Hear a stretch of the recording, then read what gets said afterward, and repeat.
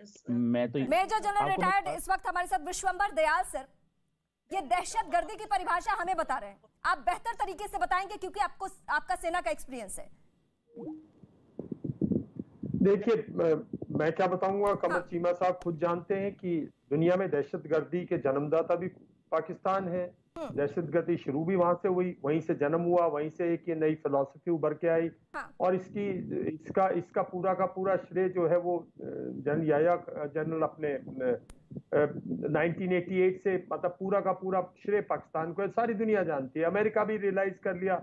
America ने थोड़ा time लिया महसूस करने में कि असलियत में इसका पूरा का पूरा जन्मदाता पाकिस्तान है। तो पाकिस्तान किसी को भी आतंकवाद पर, किसी को भी इस पर लेक्चर नहीं दे सकता। जहां तक बात मुद्दे की है, मुद्दा देखिए स्पष्ट है। पाकिस्तान के अंदर डीप स्टेट या उनकी आर्मी या उनकी आईएसआई या उनका जो उनकी सेना है, उसका प्रभाव पाकिस्तानी जीवन पर है, पाकिस्तानी पॉलिटिक्स पर है, पाकिस्तान के आम मुद्दों पर है जी। और आज जो है पाकिस्तान में जब इमरान खान की सरकार जो है बिल्कुल इकोनॉमिक फ्रंट पे जो वादे किए थे, लोगों का बेवकूफ बनाया था, लोगों के सामने बड़े बड़े वादे किए थे और किसी भी वादे पर जब खरी नहीं उतरी तो क्रिटिसाइज करना आसान था इमरान खान के लिए। वो स्ट्रीट में लोगों को बहकाना आसान था, लेकिन देश चलाना मुश्किल हो गया। इकोनॉमिक फ्रंट पे, इंटरनेशनल फ्रंट पे चारों तरफ जिस किस्म की उन्होंने कार्रवाई की है, मैं समझता हूं उससे पाकिस्तान को लाभ नहीं बल्कि बहुत हानि हुई है। जहां तक अब आईएसआई और फौज का सवाल है, देखिए मेरा मानना ये है कि आईएसआई के लिए तड़प रहा है। नहीं, असली बात यह है कि आईएसआई आज फंड्स के लिए तड़प रहा है और वो फंड्स आते थे अमेरिका से। अब वो अमेरिका ने नलका बंद कर दिया। अब इनके पास आईएसआई के पास ना फंड अफगानिस्तान में देने को है, ना जो लोग इन्होंने जेएंडके में डाल रखे उनको देने के हैं। तो ये सारा मामला जो है सर, तो आप क्या कह रहे हैं कि आईएसआई की भी सरकार गिराने में बड़ी भूमिका है? आईएसआई भी चाहता है, सब चाहते हैं साहब। नवंबर के अंदर बाजवा साहब की जो है टेन्योर एंड हो रहा है, वो क्यों चाहेंगे इमरान खान के साथ में पत्ते बाजवा साहब के हाथ में होंगे ना। नए खिलाड़ी को लाएंगे, उसके बाद वो देखेंगे कि भाई वो खुद रहे या उनका नुमाइंदा चीफ बने, नेक्स्ट चीफ बने, वो एक एग्जिट करे, मतलब एक ऑनरेबल एग्जिट करे। तो वो क्यों इमरान खान जो है वो अपने इंस्टीट्यूट्स को, अपने अंदर की जो देश की हालात है उसको, वो एक शोमैनशिप ज्यादा लगे रहे। जिस तरह से उन्होंने कार्रवाई की है, कमर चीमा साहब से मैं एक दो बार पहले भी बात कर चुका हूं टीवी चैनल के जरिए कि उन्होंने शोमैनशिप ज्यादा की है और ग्राउंड पर किसी भी तरफ इंटरनेशनल कह लो, इकोनॉमिक कह लो, डोमेस्टिक कह लो, वो हर तरफ चारों तरफ है। इसीलिए तो उनके एमपी छोड़ के गए ना। ठीक है सर, पाकिस्तान की स्थिति से हर शख्स वाकिफ है और कमर चीमा को ये चुपता हुआ सवाल पसंद नहीं आ रहा। भी कुछ ही देर में हमारे साथ होंगे, लेकिन इस वक्त आरजू काजमी हमारे साथ, पाकिस्तानी पत्रकार हमारे साथ जुड़े हैं। आरजू काजमी जी, 70 साल में क्या बदला पाकिस्तान में? हमने तो कभी कुछ बदलते नहीं देखा। आप एक जर्नलिस्ट है, आप इतने सालों से कवर कर रही हैं पाकिस्तान को। ये बाजवा वर्सेस जो अभी इमरान खान हो गया है, तो पहले भी अलग अलग बाजवा, अलग अलग सरकारें, मतलब वर्सेस तो हमेशा होते रहा है।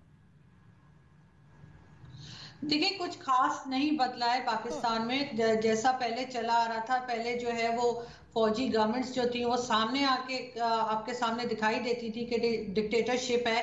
अब थोड़ा सा पीछे होके काम कर रहे हैं, सामने जो है पॉलिटिशियंस के चेहरे रहते हैं, लेकिन जाहिर है कि ज्यादा जो होल्ड है वो स्टैब्लिशमेंट का ही होता है, उन्हीं की मर्जी चलती है। अगर इमरान खान साहब कोई बात करते हैं, चाहे वो कोरोना के जमाने में उन्होंने कहा, कोविड में उन्होंने कहा मैं लॉकडाउन नहीं करूंगा, और जिस दिन उन्होंने अनाउंसमेंट की सेम उसी दिन रात में जो है डीजी आईएसपीआर ने कहा कि जी लॉकडाउन हो रहा है।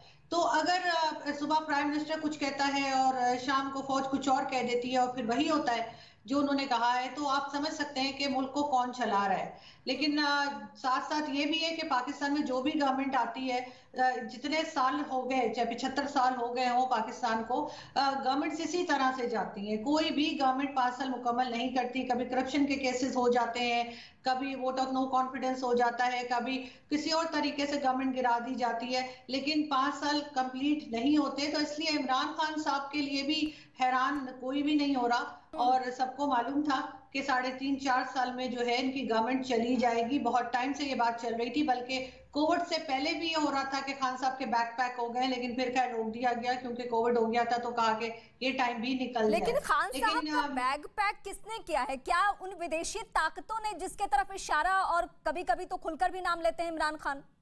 क्या आरजू आप भी मानती हैं ऐसा? नहीं, देखिए मुझे नहीं लगता कि कोई बाहर से कोशिश करेगा, कोई फॉरेन कंट्री जो है ये चाहेगी या उसके पास इतना टाइम है कि वो खान साहब की गवर्नमेंट गिराए। हाँ, ये जरूर है कि खान साहब की अपनी परफॉर्मेंस ऐसी रही और जिस तरह से पिछली गवर्नमेंट्स थी और थोड़ा बहुत उनका एक्सपीरियंस था, बल्कि काफी उनका एक्सपीरियंस था कि वो गवर्नमेंट चलाने का, तो वो फिर भी कुछ संभाल लेते थे। खान साहब ने काफी अनाड़ीपन दिखाए कई जगह पे, चाहे फॉरेन पॉलिसी हो, चाहे वो इकोनॉमी हो, चाहे एजुकेशन हेल्थ सेक्टर हो, कई जगह पे उनका जो काम था वो सही नहीं था और ज्यादा टाइम वो इसी में उन्होंने अपना जाया कर दिया कि वो हमारे साथ मेजर जनरल विश्वंभर दयाल है। उन्होंने एक आईएसआई के एंगल से सवाल उठाया था। आप इन बातों को किस तरीके से लेती हैं? क्या आईएसआई की भी भूमिका है? हालांकि वहां पे तो है भूमिका, ये हम सबको मालूम है, लेकिन क्या उसका भी दखल है कि अगर आर्थिक तौर पे पाकिस्तान कमजोर पड़ रहा है तो फंडिंग नहीं हो रही है? क्या इन सब में भी सच्चाई है?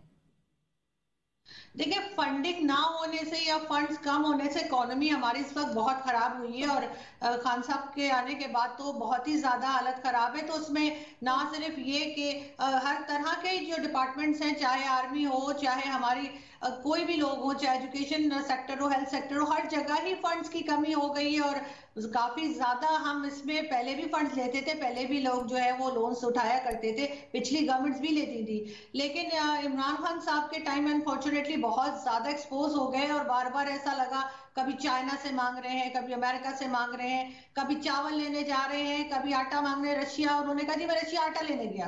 तो इस किस्म की बातें जब होती हैं तो आपका एक इंप्रेशन खराब होता है। ठीक है, कई कंट्रीज हमारी जैसी जो है वो फंड्स पे चलती हैं, लोन्स पे चलती हैं, लेकिन कोई तरीका होता है, इस तरह से आप बार बार ऐसी बातें नहीं किया करते। तो जाहिर है ये करने से एस्टैब्लिशमेंट का भी नाम खराब हो रहा था, क्योंकि उनको ये कहा गया शुरू दिन से आज तक कि खान साहब को लेकर आने वाले वही लोग हैं जो पिंडी से लेकर आए हैं, वो खान साहब को वही लोग लाए। तो जाहिर उन्होंने यही सोचा होगा कि बेहतर यही है कि इनको हटाया जाए और किसी दूसरे को लाया जाए। तो लाती भी सेना है और भेज देती भी सेना है, यही कहानी है। विश्वंभर दयाल सर, मुझे आपसे अब पाकिस्तान के हिसाब से ये समझना है, जो आप आईएसआई का जिक्र कर रहे थे वो भूमिका है, ये हम सबको मालूम है, लेकिन जो ये मौजूदा स्थिति बनी हुई है इसमें तो कुछ बदलाव हो ही नहीं रहा। सेना तो हमेशा से फ्रंट पे रही है, अब क्या हो रहा है? देखिए, ये इन्होंने एक बहुत अच्छी बात की कि पहले सेना बिल्कुल सामने फ्रंट पे खुद रूल करती थी। पहले तो वो खुद रूलर्स थे बिल्कुल, जैसे नवाज शरीफ को जैसे सैक किया था, लेकिन अब वो पीछे से रोल प्ले कर रही है, क्योंकि इंटरनेशनल कम्युनिटी में सेना बहुत दिन की सेना जो है वो बहुत निखरी हुई है। वो इंटरनेशनल कम्युनिटी में हर चीज का अपने ऊपर वो नहीं लेना चाहती, बदनाम नहीं होना चाहती कि हम डायरेक्ट रूलर्स हैं। उनको भी पता है कि रूलिंग में बहुत प्रॉब्लम्स हैं। जब इकोनॉमी ऐसी गिर जाए, एक लंबे समय से पाकिस्तान करप्शन और इकोनॉमी से स्ट्रगल कर रहा है, ऊपर से सीपैक के इश्यूज हैं जो कि चाइना अपना प्रेशर रखता है, पाकिस्तान के हालात अंदर से काफी खराब हैं। जो खान साहब ने बड़े बड़े वादे किए थे लेकिन वो कभी भी पूरे नहीं कर सकते थे। आज जो हालत है, मैं जिस बात की बात कर रहा हूं ये बात है कि भाई आईएसआई जो है वो सेना का ही तो अंग है। अब बात इतनी ही नहीं है, बात यह है कि सेना प्रमुख, आप सोचिए नवंबर में नवाज शरीफ साहब, नवंबर में बाजवा साहब का टेन्योर कंप्लीट हो रहा है, उस टेन्योर के बाद वो क्या एक्सटेंशन मिलेगी? इमरान खान नहीं देते, मैं ये बिल्कुल स्पष्ट कह रहा हूं। और अगर इमरान खान होते शायद उनका वो अपना नुमाइंदा, पहले उन्होंने आईएसआई का चीफ भी तो खुद नॉमिनेट करने की कोशिश की थी ना, वो ऐसी किस्म की कोशिशें करते और वो एक क्योंकि फेल और इसमें कोई शक की बात नहीं, वो हार्डलाइनर्स की सीढ़ी पे चढ़ के आए थे। ये भारत